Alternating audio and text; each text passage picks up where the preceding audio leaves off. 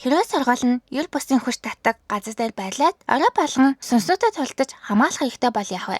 Сүмимүрэ Ишимүрэ бол залхуу мэт боловч зүрх зангаараа онцлог хүү ба Аякаши гэж нэрлэгдэх сүнснүүдийг барьж устгадаг Кекаши гэр бүлээс гаралтай. Тэрээр шөнө болон нууцаар өөрийн газар нутгийг хамгаалж хүчтэй хаалт үүсгэх аргаар Аякашиг устгадаг. Түүнтэй хамт тулалддаг хүн бол бага насных нь найз Юкимура Токине. Өсөлдөгч гэр бүлийн маш чадварлаг Кекаши. Юкине илүү сахилга баттай, туршлагатай бөгөөд Яшиморыг байнга илүү сайн болохыг шахаж шаарддаг. Тэд хамтдаа сургуулаа хамгаалдаг ба сургууль нь Касимори гэж нэрлэгддэг нууцлаг хүчнээсээ болоод аюултай Аякаши нэрийг татдаг онцгой газар. Удалгүй зохион байгуулалттай бүлгүүд энэ газрыг өөрсдийн зорилгоор булаахыг орлож эхэлнэ. Яшимори улам хүчрхэг болж Касиморигийн талаар илүү ихийг мэдэх тусам түүний үүрэг зүгээр нэг сургуулаа хамгаалахаас хавьгүй том гэдгийг ойлгоно. Танабе Йологийн манга сэтүүлсэн Кекаши араас 10 нэг анги дээр хими мэдлээ ашиглаад Аякаши дэлбэлдэх хэсэг байдаг. Тэрийг одоо хүртэл мартдаггүй.